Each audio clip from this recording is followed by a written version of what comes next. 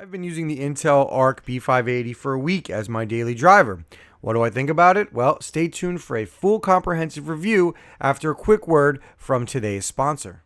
Today's video is brought to you by PC Bros. They offer custom gaming PC builds that fit any budget. And if you don't find a system on their website or in their store that fits your needs, they offer a custom build consultation service to help design the perfect PC for you. On top of that, PC Bros offers a 1-year warranty with all their parts, so you don't have to worry about anything breaking as soon as you bring it home. Use code Krootman for 2% off your next order, and thanks again to PC Bros for sponsoring today's video. Okay, so this review is going to be a few parts, pretty in-depth, but not too in-depth. You're not getting a Gamers Nexus style video here. I like to do more real-world tests and, lab tests. I won't be running productivity benchmarks as this is primarily a gaming review. I'm only testing in 1440p, as if this thing can run in 1440p, no problem, then the games will work at 1080p. And newsflash, this is definitely a 1440p GPU, which is pretty impressive from Intel.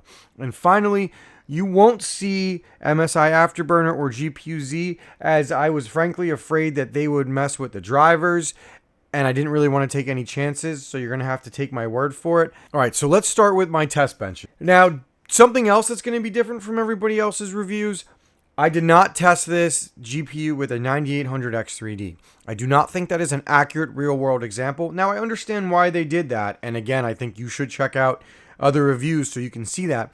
But I wanted to show you guys what this thing would do in a system that people would actually use it on.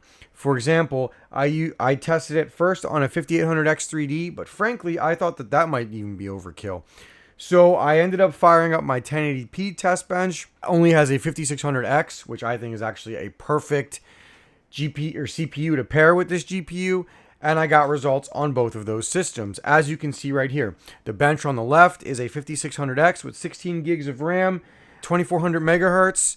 It's older RAM, but that's on purpose. And then the bench on the right is 3600 megahertz CL16, and it's a 5800X3D, which is more in line with a 1440p bench. But because this card is, a budget card at between $250 to $300, depending on where you get it and how much your tax is, I think that you should see how it works on mid-range and quote-unquote lower-end CPUs. All right, so the first part of this review, I want to talk about the card itself. This will be brief.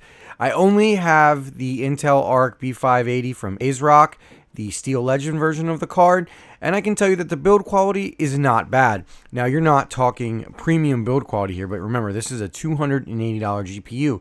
So it's white, and it's a pretty nice white GPU. I think the build quality is above average for sure. It definitely feels more premium than its cost.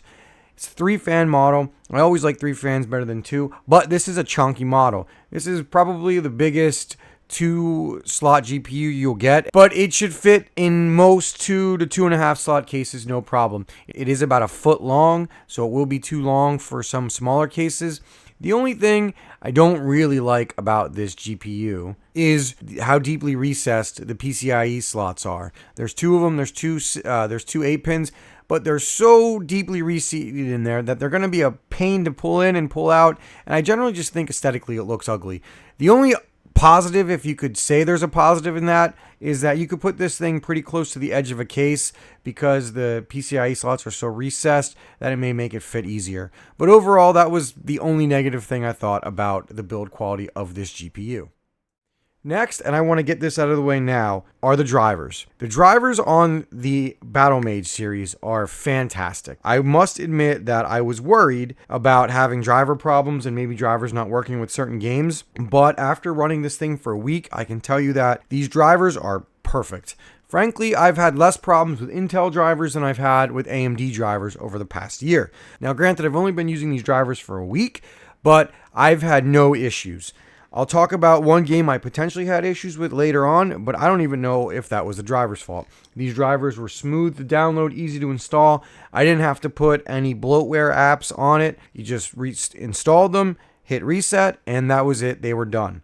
So I can report that the drivers are great, and gone are the days of the Alchemist drivers where they were just a mess at launch. So Intel has done a great job with these drivers. All right, so the first game we tried is Call of Duty. Now remember, I did not use benchmarks. I just used in-game examples as I played all of these games like you would normally play them on a regular session. This was on my 5800X 3D gaming PC, and I was getting about 100 to 110-ish FPS. I had XESS on. I had it on quality, and my settings were on balanced. I played it probably 5 or 6 matches. Honestly, had no issues, no lag, no nothing. It looked great. I was pretty impressed by how well XCSS performed. Now, I normally don't like using upscaling, but on a $280 card, I'm honestly okay with it, especially if it allows you to play games where FPS does matter, like Call of Duty, competitively and have no issues.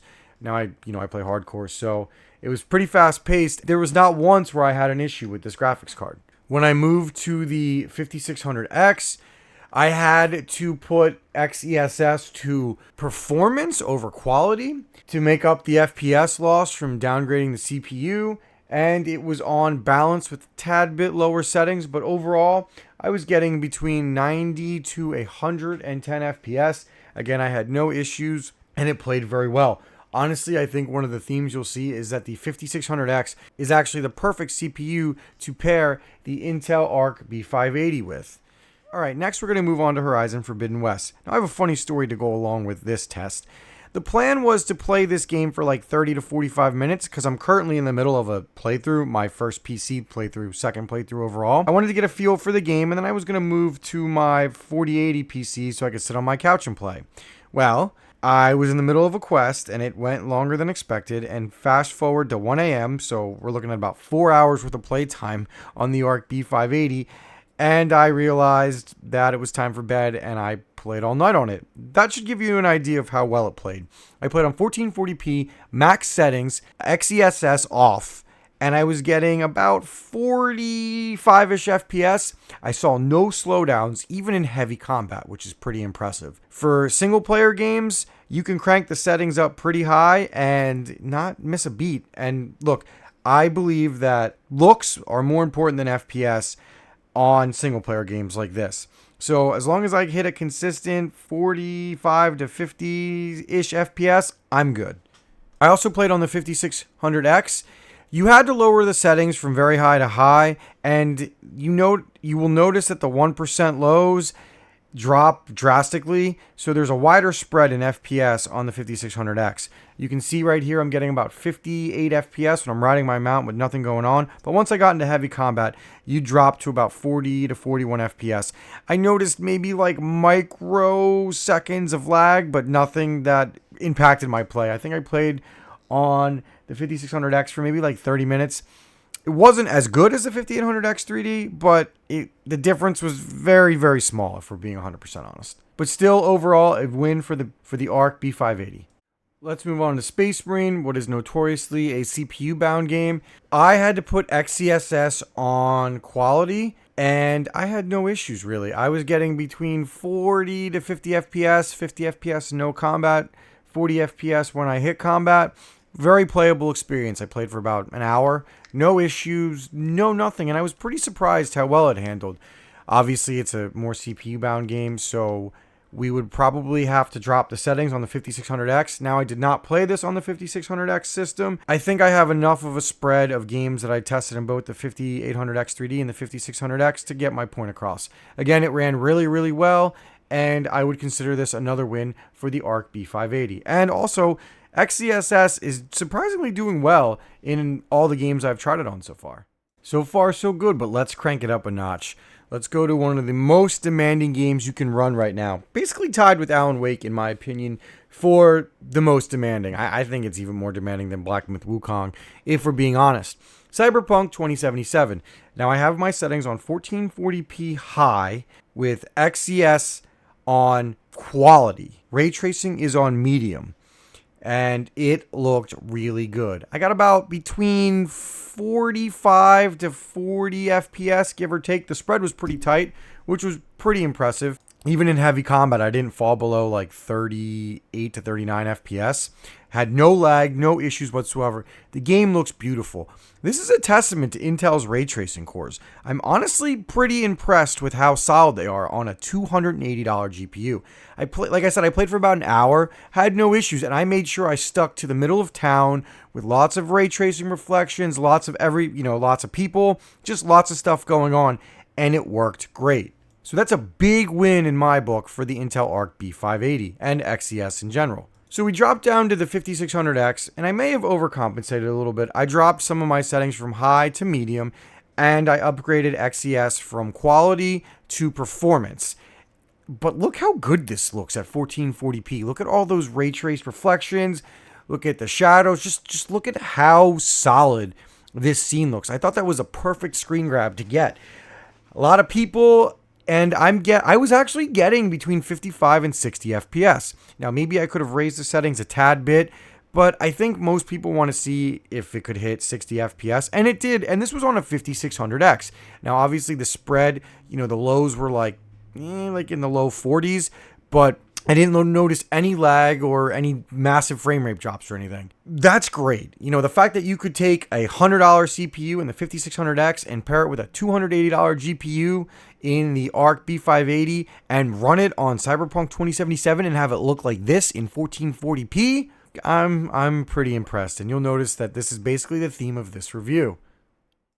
So this next game, Fallout New Vegas, I have a reason for testing it. There was a story a while back that AMD GPUs had some issues with older games like Fallout 4, Fallout New Vegas, and Fallout 3, and likely weren't getting any driver support to fix it. So I wanted to see how Intel did on older games. So I downloaded Fallout New Vegas, and I basically fired up just the first town, and I ran around in it. I let the game set the settings, and they put everything to max, and I was getting between 80 to 100 FPS. But I didn't really care about the FPS. I just wanted to make sure the game didn't crash and I didn't have any issues. And I can say I didn't. I only played it for like 10 minutes. It was just to make sure that it worked. So I can say that it looks like the Intel ARC B580 will play older games without any issues. Now, I'm not going to go in any more deeper testing on that because I frankly don't need to play those older games. I just wanted to see if it could. And the answer is it could. So the only other game I tested was Helldivers, and I had some issues in Helldivers. I didn't get any videos or any screen grabs, and I don't really feel like going back and getting them, so I'm just going to tell you about it. I had some issues when I put upscaling on. I was kind of laggy, but I think that has more to do with the poor optimization of the Helldivers upscaling software in that game than it does with the drivers of the ARC B580, but I would have been remiss if I didn't tell you that, because the upscaling is just generic upscaling. It doesn't give you the option for FSR or DLSS or even XESS. So again, I didn't do much more testing on it, but I did want to let you guys be aware of that. But let's get to our final thoughts. Overall, guys, I've been waiting for this moment since I've broken into the tech industry for almost 3 years. We finally have a 3-horse race, at least at the sub $400 price point. The Intel ARC B580 is fantastic. It is an easy competitor to the 7600 XT and frankly, even the 7700 XT. After spending time with the 7700 XT, I would probably take the ARC B580 over the 7700 XT based on the price because you could essentially get a CPU for the $100 or so you save. Now, I don't really want to get into price too much as price is always a moving target comparing it to other GPUs anyway. But I will say that while this felt like a paper launch, once availability smooths out, and Intel is claiming it will, and I've seen more of them at my local Micro Center, I think that this is going to be the best GPU under $300 new. Now, obviously, when we factor in the used market, value for these new GPUs just doesn't compare. But there are a lot of people who don't want to buy used. A lot of people. And that's totally okay. And the fact that Intel now has a GPU that is capable of giving you 1440p performance for under $300 is incredible, guys. Incredible. Frankly, this is probably my GPU of choice. Like, this is better than the 7600 XT. I think it's better than the 7700 XT compared to the price. This thing is a little bit worse than the 2080 Ti because the ray tracing cores aren't as good. You can't buy that thing for under $300 new. It's definitely better than the 4060, and it's definitely better than the 4060 Ti. Now look, obviously there are more in-depth benchmarks that other people have run that could tell you otherwise. This thing feels better than the 4060 Ti. It feels better than the 4060, and it feels better than the 3060, the 3060 Ti, and the 3070. Now, I know it has more VRAM, but in none of the games I played did I even come close to cracking the 12 gigs of VRAM that it has. Now, it's better that it has 12 gigs of VRAM than it doesn't, because it'll allow this thing to age longer than, say, a 3070, which I think this card is definitely better than a 3070, especially when you consider, thanks to the crypto miners, that thing is still holding its value at like $260, $270 used. So I think Intel basically has won the budget GPU war. Like, I think Intel's king now. It's just hilarious. And this video doesn't take into account the supply issues right now because one day those issues are going to go away. Now, obviously, this could change when RDNA 4 releases and when Blackwell releases. But Intel smartly got this thing out first, and they're making waves. I love my ARC B580. I really, really do. And I think I'm going to put it into a system and use it. Like I said, I literally probably spent gaming with this thing probably close to like 30 hours, 35 hours. And it's great, guys. It really is. Now, I would be remiss if I didn't talk about some of the things that are meh about it. It is an inefficient card, okay? Let's just get that out of the bat. The efficiency on this card is not good, but I really don't think that matters in the budget level. I really don't think people are worried about power consumption on these things because as long as you're not leaving this thing on 24/7, 365, it doesn't matter. But it is an inefficient card in terms of power draw. But frankly, I don't care as I'm more concerned with performance anyway. But I wanted to make sure that people knew that. But guys, like one GPU in your gaming rig, especially something like this that it's not like it cranks out like 400 watts. It doesn't matter, guys. Just don't worry about efficiency, but it is an inefficient GPU. Overall, though, I love it. I'm happy with it. Intel is now the budget king, guys. Hopefully that stays that way, but we'll see. But it's a 3-horse race, guys. We have Team Blue, Team Red, and Team Green. Don't be a loyal follower of any of them. Get the best product. And right now, the winner of the budget category goes to Team Blue. Thank you guys for watching this video. Please like and subscribe. If you're thinking about getting one of these, it's the perfect upgrade to get you from 1080p to 1440p. And I'll be doing a lot of content in the future comparing this GPU to other older GPUs to see if it's worth upgrading. That's it, guys. See you on the next one. Krootman out.